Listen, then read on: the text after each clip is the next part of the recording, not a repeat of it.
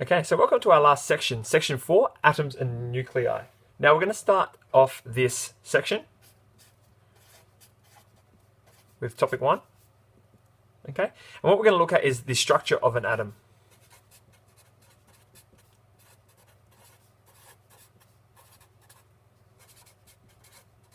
Okay, now this would indicate we're looking at matter or atoms, but we're going to be looking a lot at light this topic, continuing the theme of what we have been looking at. Okay, so the first thing we're going to look at is line emission spectrum. Okay, and we're going to start off by looking at just a regular light bulb. Okay, so if we've got a regular light bulb, they generally emit white light. Okay, now if we've got white light being emitted from a light bulb and we put a diffraction grating,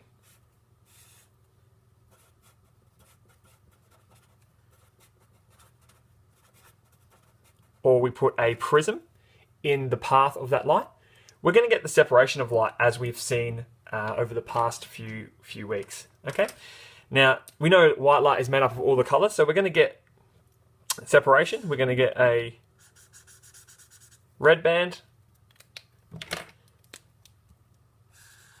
an orange band, yellow, green, blue,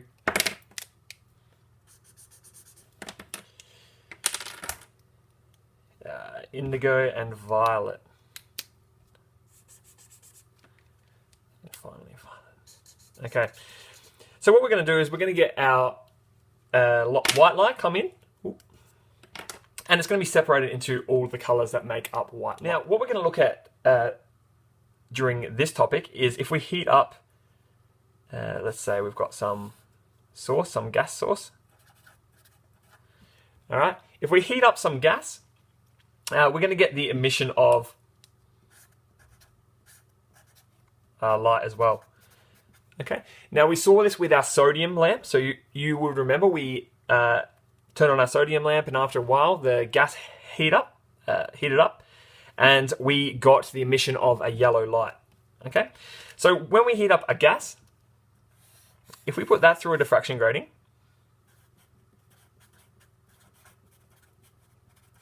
okay, we're probably not going to get white light, so it's not going to be a combination of all colors. All right, but what we might get is we might get a strip of green.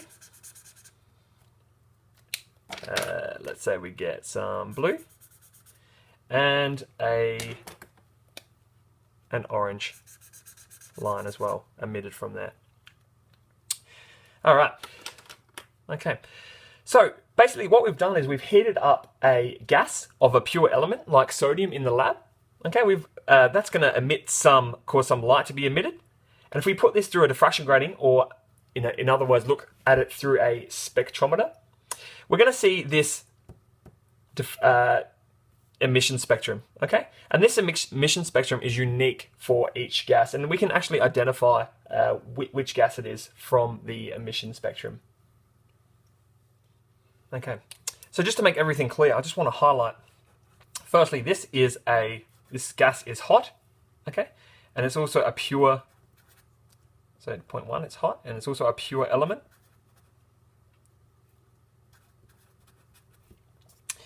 All right, so if we heat up a pure element, we get the emission of some light. Now, this light is specific to the type of element it is. Okay, if we put that light through a diffraction grating, we get what we call a line emission spectrum.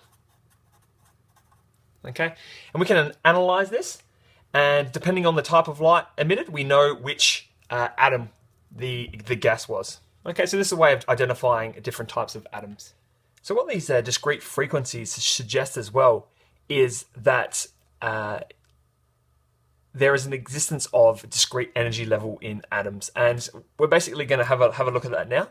But what I want you to do is firstly just take down a couple of notes. So, like I said, the presence of these discrete frequencies in the spectra of atoms is evidence for the existence of different states in atoms. Okay, so these are the specific frequencies. So because these exist, that means there are different states in atoms. Okay, now the different energies can be represented on an energy level diagram, which is what we're going to be looking at now. So let's consider we have an electron in a ground state. All right, and we're going to excite that to the first state. So we can say we excite the electron, okay, and we can do that via heat or electricity. All right, so what we've done is we have an electron in the ground state, we've excited it to the first state, and after a while, it doesn't take too long, but it's going to drop down back to our ground state. Okay, so what's happened, we've put some energy into the system, we've gone into the first excited state, then we've dropped back down. Now, the difference between these two states, there's going to be an energy difference, and that's going to equal our excited state minus our ground state in this case. Okay, now this is going to equal, if we have a look, our E2 is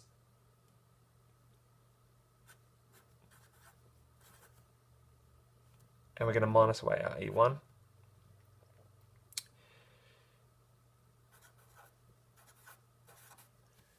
Okay, so actually I should have written these the other way around, but it doesn't really matter. What we're going to get is an answer equal to 10.21 electron volts. Okay, so this 10.21 is the energy difference between these. Okay, and when we drop down from a higher energy shell to a lower one, we're going to, due to conservation of energy, we're going to have to emit a photon, and it has to have this energy. Okay, now we have an equation that we've seen quite a bit before.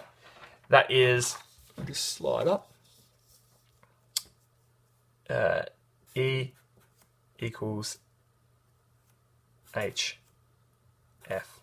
Okay. Now I'm just going to substitute in a delta here. Okay. Delta means change in. So what we had was the change in energy from this shell to this is 10.21. Okay. So if I just put a change in there, nothing's really changed. That's the same equation. But if I rearrange, so if I bring my H down here, I get delta E divided by H equals my frequency. All right. This is Planck's constant, and we've worked out what our E is. Okay, so I could just plug in my delta E, and I'll get out frequency. Okay, and that's going to be the frequency of the light emitted. Okay, so if I did want to work out the frequency, I would have to put in my energy, but we know we have to always deal with energy in terms of joules, not electron volts. So the first thing we'd have to do is we'd have to do our delta E times by 1.6 by 10 to the negative 19. Okay, and that would get this delta E into joules. Okay, I would just sub that into that equation and put in Planck's constant, and I would spit out a frequency. Okay, so that frequency would be the frequency of the light emitted when our electron jumps from a higher shell to a lower shell. And I think you could just put that into the equation there. It should be easy enough, and you can calculate the frequency. Okay, so just to be clear, when we have an electron in this lower state, n equals 1, we call that the ground state. Okay, and if it's in any of the above states, we call that an excited state. So those are just two terms. We call this the ground. And all of the other ones, those are excited states.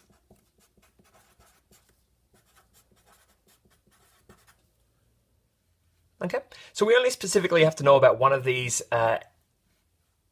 spectrum. Okay, and that's the hydrogen spectrum, and we're going to go into that now. So on this spectrum of atomic hydrogen, we can get three different types of transitions happening. So the first type we're going to look at is the transition from one of the excited states to the ground state.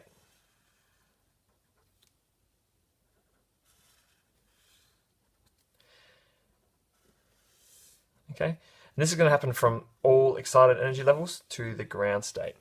Okay, and I've drawn that in blue. Now the next type we can have is the transition from any state above the first excited state down to the first excited state.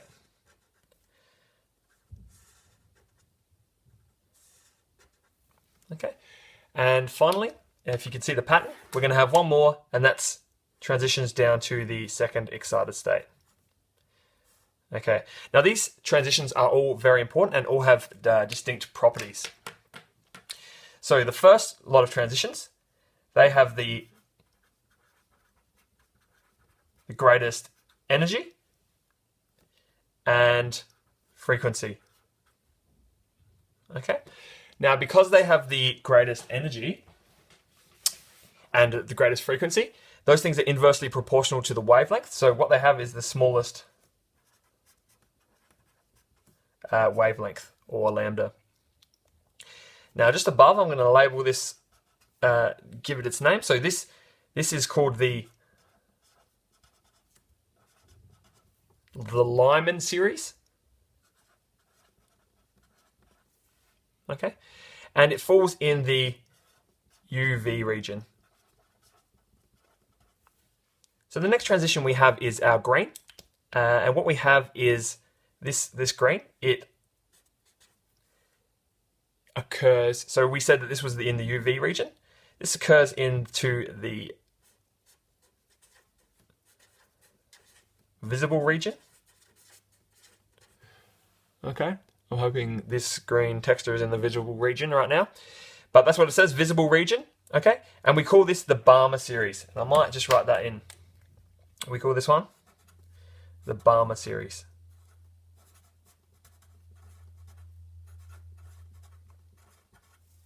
Okay, now finally, if we have a look at our last transition, which is in purple, we say this has the smallest energy and frequency. Okay, and because it's got the smallest energy and frequency, it has the greatest wavelength. Okay, now the Balmer series is going to be somewhere in between these two. Okay, but this is the greatest. All right, now if you're following along, this is UV region, visible region. What we're going to have here is this is going to fall into the infrared region.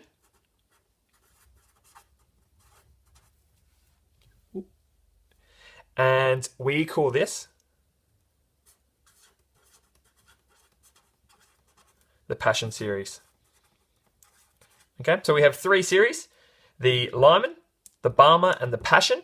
Okay, which lie in the UV, the visible, and the infrared regions. You don't need to remember the names Lyman, Balmer, and Passion, but you do need to remember that the transition to the ground state is going to have the largest energy and frequency, and it's going to be in the UV region.